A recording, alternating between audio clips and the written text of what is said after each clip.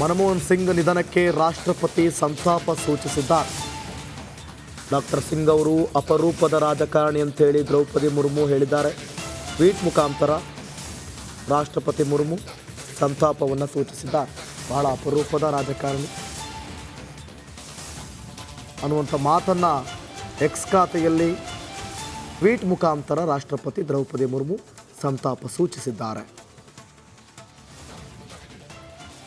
ಇನ್ನು ರಾಜ್ಯದ ಎಲ್ಲ ನಾಯಕರು ಕೂಡ ಸಂತಾಪ ಸೂಚಿಸಿದ್ದಾರೆ. ಮತ್ತು ಆಲ್ಮೋಸ್ಟ್ ಎಲ್ಲ ನಾಯಕರು ಕೂಡ ರಾಜಕಾರಣವನ್ನು ಬಿಟ್ಟು ಮಾತನಾಡ್ತಿದ್ದಾರೆ. ಇಲ್ಲಿ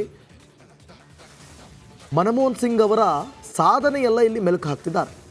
ಅವರು ತಂದಂತಹ ಯೋಜನೆಗಳು, ಮಾಡಿದಂಥ ಆರ್ಥಿಕ ಸುಧಾರಣೆ, ಅವರಿಗಿದ್ದಂಥ ನೇರ ದೃಷ್ಟಿ ಮತ್ತು ಅವರ ಸಾಧನೆಗಳು, ಅವರ ಅನುಭವಗಳು ಅಪಾರ.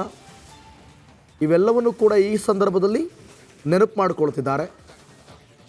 ಇನ್ನು ಬಹಳ ಪ್ರಮುಖವಾಗಿ ಇಲ್ಲಿ ರಾಜ್ಯದಲ್ಲಿ ಆದಂಥ ಬೆಳವಣಿಗೆಗಳು, 7 ದಿನಗಳ ಕಾಲ ಶೋಕಾಚರಣೆಯನ್ನು ರಾಜ್ಯ ಸರ್ಕಾರ ಘೋಷಣೆ ಮಾಡಿದೆ ಮತ್ತು ನಾಳೆ ಎಲ್ಲ ಶಾಲಾ ಕಾಲೇಜುಗಳಿಗೆ ರಜೆಯನ್ನು ಘೋಷಣೆ ಮಾಡಲಾಗಿದೆ.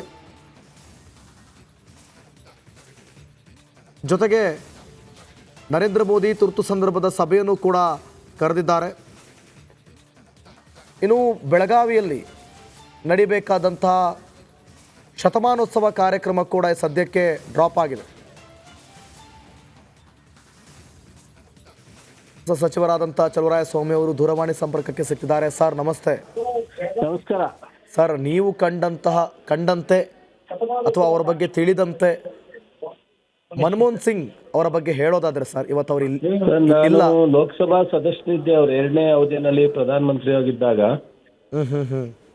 ಅತ್ಯಂತ ನಮ್ಮ ಅತ್ಯಂತ ಸಂತೋಷದ ಒಂದು ದಿನ ಅಂತ ಹೇಳಿ ನಾನು ಭಾವಿಸ್ತೇನೆ. ಯಾಕೆಂದ್ರೆ ದೇಶದಲ್ಲಿ, ರಾಷ್ಟ್ರದಲ್ಲಿ, ಅಂತಾರಾಷ್ಟ್ರದಲ್ಲಿ ಎಕನಾಮಿಸ್ಟ್ ಅಂತ ಹೇಳಿ ಏನಾದ್ರು ಒಂದು ಆರ್ಥಿಕ ಸುಸ್ಥಿರತೆ ತರಲಿಕ್ಕೆ ಕಾರಣಕರ್ತರೆ ಅವರು. ಸೊ ಫುಡ್ ಸೇಫ್ಟಿ ಆಕ್ಟ್ ತಂದವರು ಅವರು. ಬಟ್ ಇವತ್ತೇನಾದ್ರೂ ಅವರು ಫೈನಾನ್ಷಿಯಲ್ ಡಿಸಿಪ್ಲಿನ್ ತರದೇ ಇದ್ರೆ ಇಷ್ಟೊತ್ತಿಗೆ ನಮ್ಮ ದೇಶದ ಪರಿಸ್ಥಿತಿ ಬಹಳಷ್ಟು ಕೆಟ್ಟ ಇದನ್ನು ಎದುರಿಸಬೇಕಾಗಿತ್ತು. ಸೊ ಅಂತ ಪ್ರಧಾನಮಂತ್ರಿಯವ್ರನ್ನ ಮತ್ತೆ ನಾವು ನೋಡ್ಲಿಕ್ಕೆ ಸಾಧ್ಯ ಆಗಲ್ಲ ಅಂತ ಅನಿಸುತ್ತೆ. ಸರ್, ಆರ್ಥಿಕ ತಜ್ಞರಾಗಿ ಅವರ ಚತುರತೆ ಏನು ಸರ್, ನೀವು ಹೇಳೋದಾದ್ರೆ? ಅದೇ ಹೇಳದ್ನಲ್ಲ, ಆರ್ಥಿಕವಾಗಿ ಅವರು ಬಹಳಷ್ಟು ಒಂದು ಡಿಸಿಪ್ಲಿನ್ ಅನ್ನ ತಂದು ಮಾಡಿದ್ದಾರೆ. ಅಂತ ಒಂದು ದೊಡ್ಡ ಮನುಷ್ಯ ಇವತ್ತು ಕಳ್ಕೊಂಡದು ಏಜು ಎಲ್ರಿಗೂ ಸಹಜವಾದಂತ ಸಾವು ಬರುತ್ತೆ. ಬಟ್ ಆದ್ರೆ ನಮ್ಮ ಕಣ್ಣು ಮುಂದೆ ಇಂಥ ಒಬ್ಬ ನಾಯಕರನ್ನ ಕಳ್ಕೊಂಡಂತ ದುಃಖ ನೋವು ಸಹಜವಾಗಿರುತ್ತೆ. ಸೊ ನಾವು ಅಂತ ಅನೇಕರ ಸಾಧನೆಯನ್ನ ನಾವೆಲ್ಲರೂ ಸ್ಮರಿಸೋದ್ ಜೊತೆಗೆ ಜೀವನದಲ್ಲಿ, ರಾಜಕೀಯ ಕ್ಷೇತ್ರದಲ್ಲಿ ಅಳವಡಿಸ್ಕೊಳ್ತಕ್ಕಂಥದ್ದು ಅಷ್ಟೇ ಬಹಳ ಮುಖ್ಯ. ಸರ್, ಈ ಸಂದರ್ಭದಲ್ಲಿ ಅವರ ಯಾವ ಯೋಜನೆಗಳನ್ನು ನೀವು ನೆನೆಸ್ಕೊಳ್ಳೋದಕ್ಕೆ ಇಷ್ಟಪಡ್ತೀರಾ? ಮತ್ತೊಂದು, ಅವರ ರಾಜಕೀಯ ತಂತ್ರವನ್ನು ಅಥವಾ ಅವರ ಆದರ್ಶವನ್ನು ನೀವು ತೆಗೆದುಕೊಳ್ಳೋದಾದ್ರೆ ಏನು ತಗೊಳ್ತೀರಾ ಸರ್? ಸರ್, ಅವರ ತಾಳ್ಮೆ ಮತ್ತು ಅವರಿಗೆ ಯಾವ ದೇಶದ ಅಭಿವೃದ್ಧಿ ಮತ್ತು ಎಕನಾಮಿಕಲಿ ಅವರ ತೀರ್ಮಾನ ಅಷ್ಟು ಬಿಟ್ಟರೆ, ಬಟ್ ಬೇರೆ ಆಲೋಚನೆ ಮಾಡಿರಲ್ಲ. ಆ ರೀತಿನಲ್ಲಿ ನಾವು ಯೋಚನೆ ಮಾಡ್ಬೋದು. ಅವರು ಯಾವ ಯೋಜನೆಗಳನ್ನ ಸ್ಮರಿಸ್ತೀರಿ ಸರ್ ಈ ಸಂದರ್ಭದಲ್ಲಿ? ಫುಡ್ ಸೇಫ್ಟಿ ಆಕ್ಟೇ ಬಹಳ ಮುಖ್ಯ ಅಲ್ವಾ? ಇವತ್ತೇನಾದ್ರು ಜನ ನೆಮ್ಮದಿಲಿ ಊಟ ಮಾಡ್ತಾ ಇದ್ದಾರೆ ಅಂದ್ರೆ ಅದಕ್ಕೆ ಅವರೇ ಕಾರಣ ಅಲ್ವ?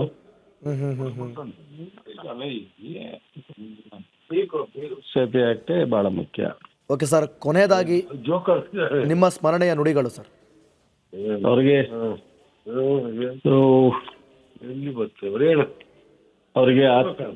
ಶ್ರದ್ಧಾಂಜಲಿ ಹೇಳೋ ಜೊತೆಗೆ ಅವರ ಕುಟುಂಬ ಸದಸ್ಯರಿಗೆ, ಅವರ ಅಭಿಮಾನಿಗಳಿಗೆ ಒಂದು ಸಮಾಧಾನ ತರುವಂತ ಒಂದು ಶಕ್ತಿ ದೇವ್ರು ಕೊಡ್ಲಿ ಅಂತ ಹೇಳಿ ಪ್ರಾರ್ಥಿಸ್ತೀನಿ. Okay, thank you sir, Republic Kannada ಜೊತೆ ಮಾತನಾಡಿದ್ದಕ್ಕಾಗಿ.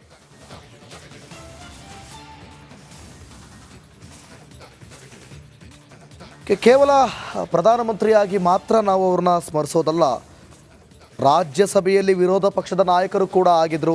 1990ರಲ್ಲಿ ಅಸ್ಸಾಂ ರಾಜ್ಯದ ಶಾಸಕಾಂಗದಿಂದ ಸಂಸತ್ತಿನ ಮೇಲ್ಮನೆಯಾದ ರಾಜ್ಯಸಭೆಗೆ ವಿರೋಧ ಪಕ್ಷದ ನಾಯಕರಾಗಿದ್ದರು. ನಾಳೆ ಬೆಳಗಾವಿಯಲ್ಲಿ ಕಾಂಗ್ರೆಸ್ ಶ್ರದ್ಧಾಂಜಲಿ ಸಭೆ ಇದೆ. ನಾಳೆ ಬೆಳಗ್ಗೆ 10:30ಕ್ಕೆ ಶ್ರದ್ಧಾಂಜಲಿ ಸಭೆ ನಡೆಯಲಿದೆ. ನಾಳೆ ಬೆಳಗಾವಿಯಲ್ಲಿ ನಡೆಯೋದು. ಬಹುತೇಕ ಅಲ್ಲಿ ಶತಮಾನೋತ್ಸವ ಕಾರ್ಯಕ್ರಮ ಇತ್ತು. ಶತಮಾನೋತ್ಸವ ಕಾರ್ಯಕ್ರಮಕ್ಕೆ ಬ್ರೇಕ್ ಬಿದ್ದಿದೆ. ನಾಳೆ ಬೆಳಗ್ಗೆ 10:30ಕ್ಕೆ ಅದೇ ವೇದಿಕೆಯಲ್ಲಿ, ಅದೇ ಜಾಗದಲ್ಲಿ, ಮೈದಾನದಲ್ಲಿ ಶ್ರದ್ಧಾಂಜಲಿ ಸಭೆ ಇದೆ. ಎಲ್ಲ ಕಾರ್ಯಕರ್ತರು ಕೂಡ, ಎಲ್ಲರೂ ಕೂಡ ಅಲ್ಲಿ ಸೇರುವಂಥ ನಿರೀಕ್ಷೆ ಇದೆ. ಅಲ್ಲಿ ಅವರಿಗೆ ಶ್ರದ್ಧಾಂಜಲಿ ಕಾರ್ಯಕ್ರಮವನ್ನು ಮಾಡಲಾಗುತ್ತೆ, ಶೋಕಾಚರಣೆಯನ್ನು ಮಾಡಲಾಗುತ್ತೆ, ಮೌನಾಚರಣೆಯನ್ನು ಮಾಡಲಾಗುತ್ತೆ. ಬಹುತೇಕ ಮುಖ್ಯ ನಾಯಕರೆಲ್ಲರೂ ಕೂಡ ದೆಹಲಿ ಕಡೆ ಮುಖ ಮಾಡಿದ್ದಾರೆ. ಮಾಜಿ ಪ್ರಧಾನಿ ಮನಮೋಹನ್ ಸಿಂಗ್ ಅವರು ನಿಧನವಾದ ಸಂಗತಿ ತಿಳಿದ ತಕ್ಷಣ ದಿಗ್ಭ್ರಮೆ ಆಯಿತು. ನಾನು ಅವರ ಜೊತೆಯಲ್ಲಿ ಭಾರತ ಸರ್ಕಾರದಲ್ಲಿ ರಸ್ತೆ, ರೈಲ್ವೆ, MSMEಯಲ್ಲಿ ಸಚಿವನಾಗಿ 10 ವರ್ಷ ಕೆಲಸ ಮಾಡಿದೆ. ಅವರ ಮಾರ್ಗದರ್ಶನದಲ್ಲಿ ಅತ್ಯುತ್ತಮವಾದ ಸೇವೆ ಮಾಡುವ ಅವಕಾಶವನ್ನು ಸಿಕ್ಕಿತು. ಈ ಜಗತ್ತಿನ ಅತಿ ಶ್ರೇಷ್ಠ ಅರ್ಥ ತಜ್ಞರಲ್ಲಿ ಒಬ್ಬರಾದಂಥವರು, ಹೊರದೇಶಗಳಿಗೆ ಮಾರ್ಗದರ್ಶನವನ್ನು ಕೊಡಿದಂಥವರು. 1991ರಲ್ಲಿ ನಾನು ಮೊದಲು ಲೋಕಸಭೆಗೆ ಆಯ್ಕೆಯಾದಾಗ, ನರಸಿಂಹರಾವ್ ಅವರು ಪ್ರಧಾನಮಂತ್ರಿ ಆದಾಗ ಅರ್ಥ ಸಚಿವರಾಗಿ ಈ ರಾಷ್ಟ್ರ ಆರ್ಥಿಕ ಪರಿಸ್ಥಿತಿ ಕಷ್ಟ ಇದ್ದಂಥ ಕಾಲದಲ್ಲಿ ಈ ರಾಷ್ಟ್ರವನ್ನು ಬಹಳಷ್ಟು ಅಭಿವೃದ್ಧಿ ಮಾಡಲಿಕ್ಕೆ, ಆರ್ಥಿಕ ಪರಿಸ್ಥಿತಿಯನ್ನು ಸರಿಪಡಿಸಲಿಕ್ಕೆ ಅತಿ ಹೆಚ್ಚು ಕೆಲಸವನ್ನು ಮಾಡಿದಂಥವರು. ಅದರ ಮುಖಾಂತರ ಅವರು ಪ್ರಧಾನಮಂತ್ರಿ ಆದ ಮೇಲೆ ಈ ರಾಷ್ಟ್ರದಲ್ಲಿ ಸಮಗ್ರ ಅಭಿವೃದ್ಧಿಗೆ, ಆರ್ಥಿಕ ಸ್ಥಿತಿಯಲ್ಲಿ ಜಗತ್ತಿನ ಬೇರೆ ರಾಷ್ಟ್ರಗಳ ಜೊತೆಗೆ ಹೋಲಿಕೆ ಮಾಡಿದರೆ ಬಹಳಷ್ಟು ಅತ್ಯುತ್ತಮ ಮಟ್ಟಕ್ಕೆ ತಂದರು. ಎಷ್ಟೋ ರಾಷ್ಟ್ರಗಳು ಒಂದು ಸಂದರ್ಭದಲ್ಲಿ ಸಕಾಲಕ್ಕೆ ಹಣವನ್ನು ಕಟ್ಟದೆ ಅವರು ಡಿಫಾಲ್ಟ್ ಆದಾಗ ಮನಮೋಹನ್ ಸಿಂಗ್ ಅವರು ವರ್ಲ್ಡ್ ಬ್ಯಾಂಕ್ಗೆ ತಗೊಂಡಿದ್ದ ಸಾಲವನ್ನು 3 ತಿಂಗಳು ಮೊದಲು ಕಟ್ಟಿ ಜಗತ್ತಿನಲ್ಲಿ ಭಾರತ ದೇಶಕ್ಕೆ ಒಂದು ಬಹುಮಾನವನ್ನು ತಂದಂಥ ಕೀರ್ತಿ ಮನಮೋಹನ್ ಸಿಂಗ್ ಅವ್ರಿಗೆ ಸೇರಬೇಕು.